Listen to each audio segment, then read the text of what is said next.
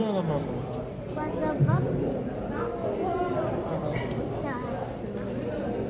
Olha esse azul, não.